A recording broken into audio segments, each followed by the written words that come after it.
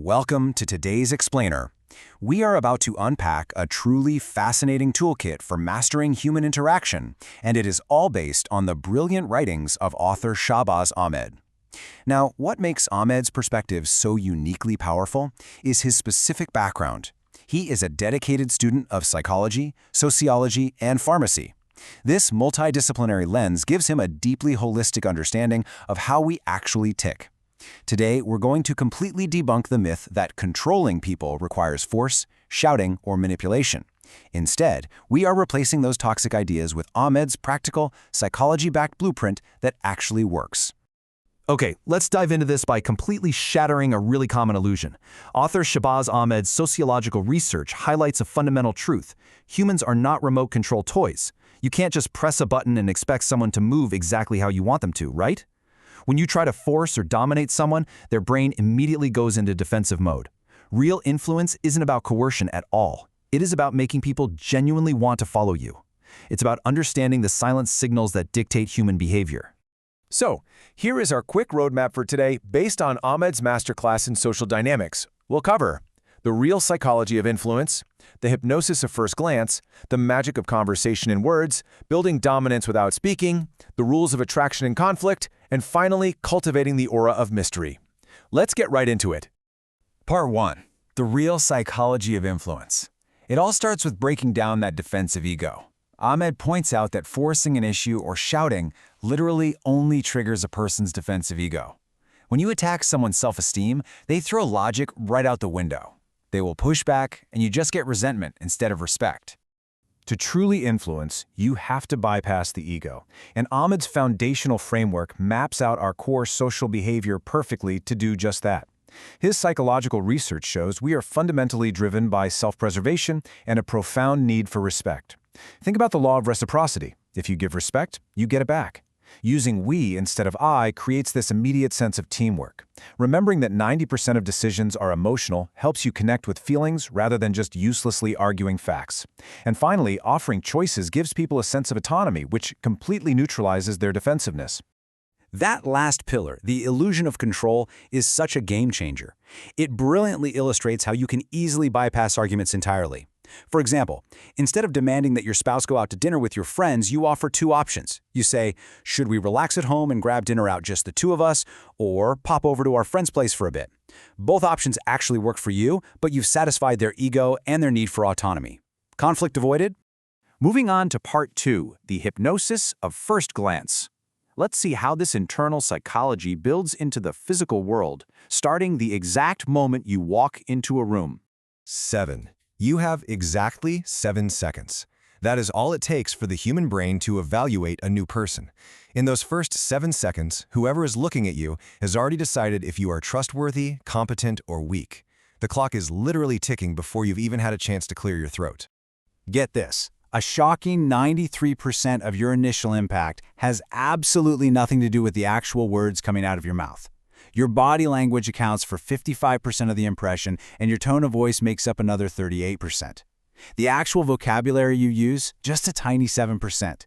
You could be saying the smartest thing in the entire world, but if your posture is weak and your voice is trembling, no one is going to buy it.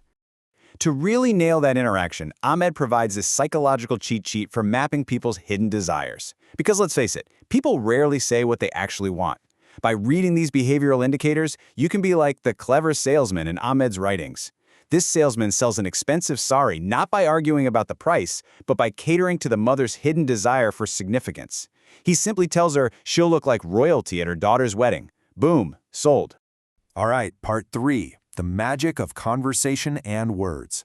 Now that we've mapped out their hidden desires and understand how much nonverbal cues matter, let's talk about how to actually speak to them effectively.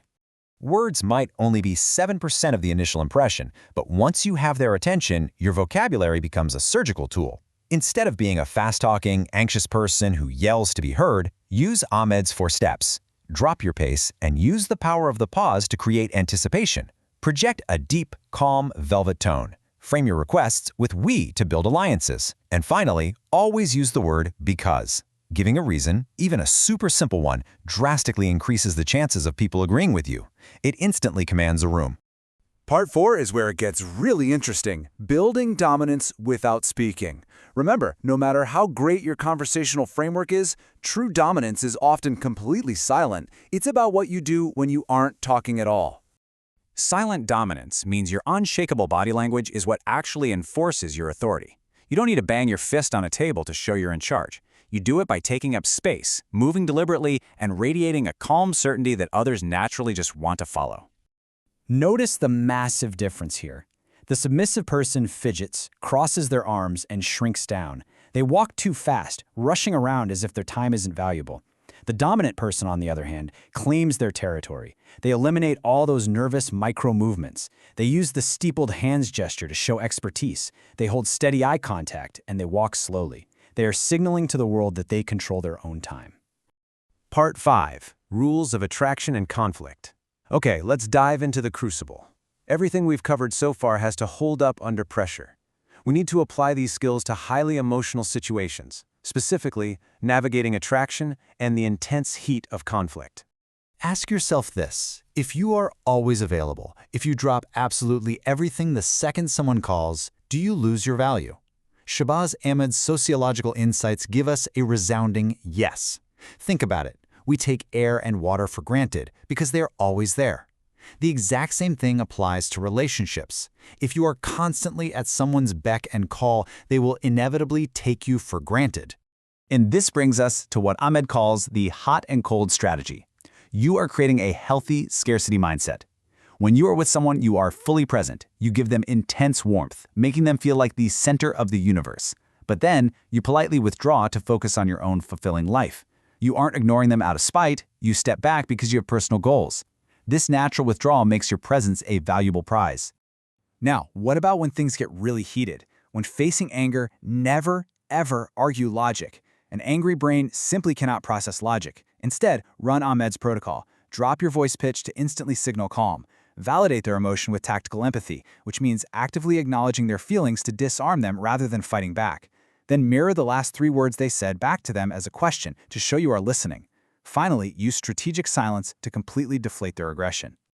Using this exact tactical empathy script disarms a furious person almost instantly. If a boss or partner is yelling, simply saying, "You are absolutely right," completely removes their target. By following it up with, "How can we fix this right now?" you shift them from being an attacker to being a collaborator. You just take the wind right out of their sails. And finally, Part 6, the aura of mystery. Let's move to the ultimate climax of this explainer. This is the secret to ensuring your social influence isn't just a flash in the pan, but something that lasts a lifetime.